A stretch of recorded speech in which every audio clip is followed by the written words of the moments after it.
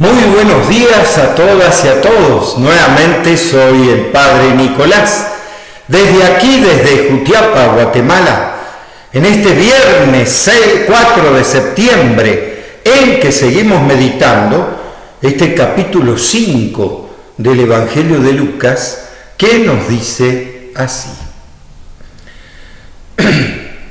Los fariseos y los letrados murmuraron y le dijeron a Jesús: los discípulos de Juan ayunan con frecuencia y hacen sus oraciones, y lo mismo lo hacen los discípulos de los fariseos. En cambio, los tuyos comen y beben. Jesús les contestó: ¿pueden los invitados a la boda hacer ayuno mientras el novio está con ellos? Llegará un día en que el novio les será quitado y aquel día ayunarán. Y les propuso una comparación. Nadie corta un trozo de vestido nuevo para remendar uno viejo, porque sería arruinar el nuevo y el trozo nuevo no quedaría bien con el vestido viejo. Nadie echa vino nuevo en odres viejos, porque el vino nuevo reventaría los odres y se derramaría y los odres se echarían a perder. El vino nuevo se ha de echar en odres nuevos. Nadie que ha bebido el vino viejo quiere el vino nuevo, porque dice: el añejo es mejor. Esto es palabra de Dios. Te alabamos, Señor. ¿Y cuál es el mensaje de este lenguaje en que le cuestionan los fariseos y los escribas a Jesús por el tema del ayuno?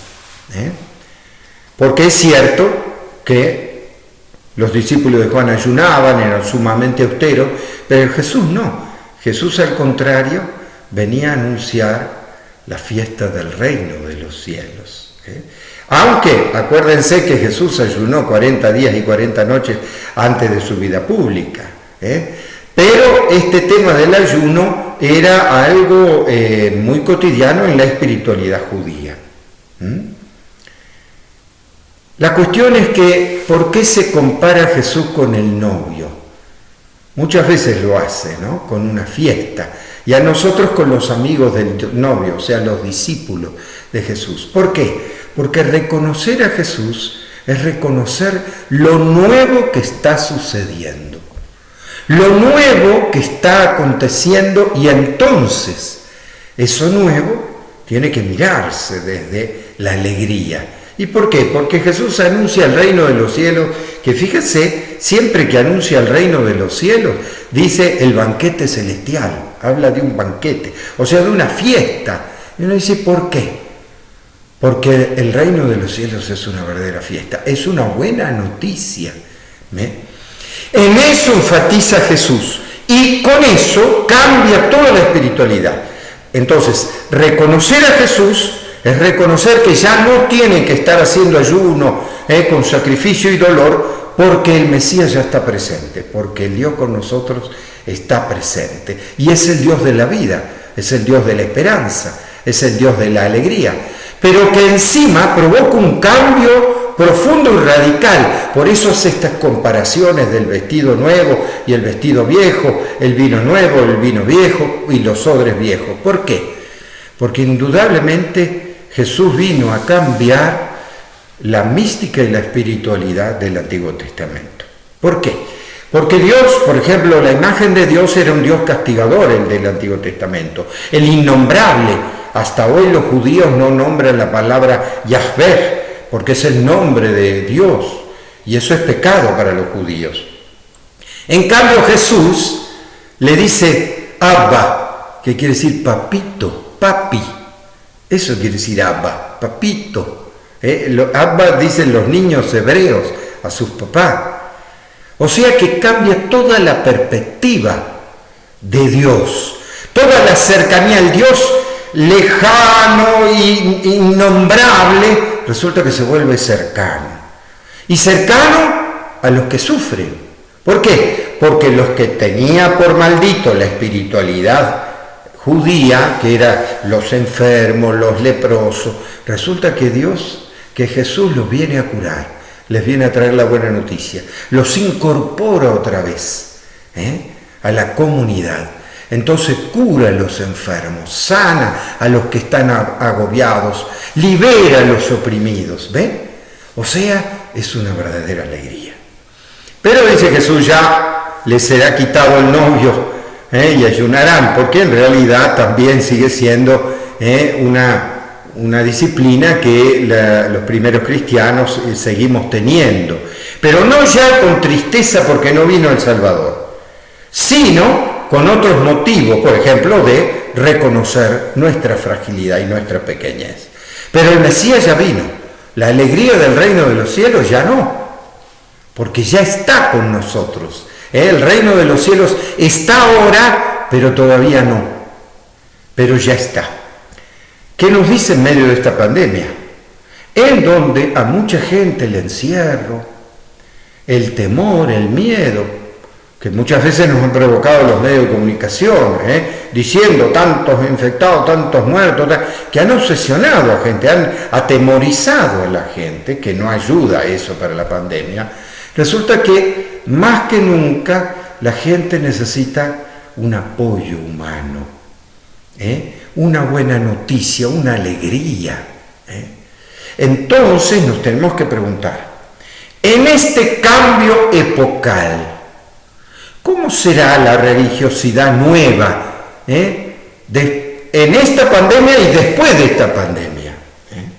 ¿Cómo tendremos que encarar esta buena noticia en un cambio epocal que provoca cambios mundiales?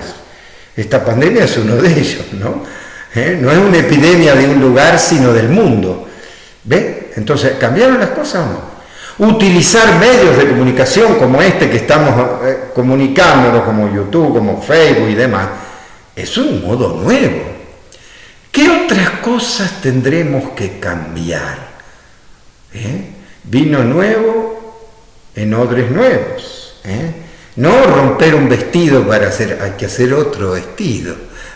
Entonces, ¿cuáles serán los desafíos de hoy, de nuestro lugar donde nos toque vivir, para cambiar, para dar una buena nueva a nuestro pueblo, para dar ese aliento que nuestro pueblo necesita, nuestros hermanos que tal vez están muy solos, muy tristes?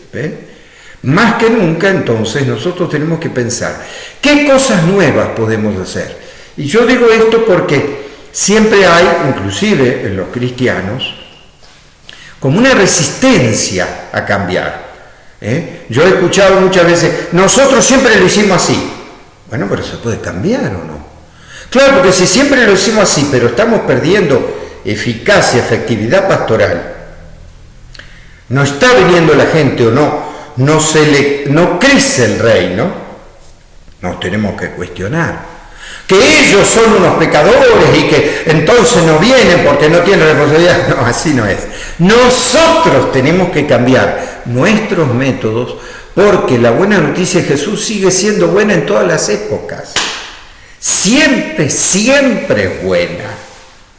No es mala noticia. Entonces, si no logramos llegar al corazón del pueblo, es por eso que el pueblo toma distancia. Pero creo que más que nunca el pueblo ahora necesita de nuestra voz, de nuestra presencia, de esa palabra de ánimo que decía Jesús, esa buena noticia que venía a traer el Dios de la vida.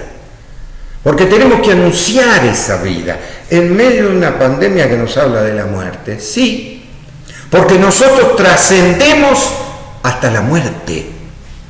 Entonces, aún muriendo, nosotros permanecemos en esa esperanza del reino. Aún en el sufrimiento y en el dolor, nos sentimos cerca de Dios, porque, como decía el obispo Helder Câmara de Brasil, nosotros la palabra solo, solitario, en realidad no la tendríamos que decir. ¿Y por qué? Porque estamos sumergidos en Dios. Es cierto, Dios nos envuelve en la creación. Estamos sumergidos en Dios y al traspasar esta vida nos llenaremos de Dios.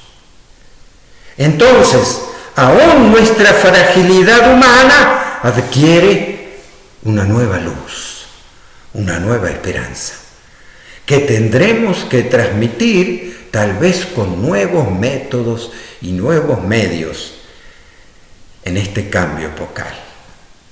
Que Dios los bendiga, en el nombre del Padre, del Hijo y del Espíritu Santo. Amén.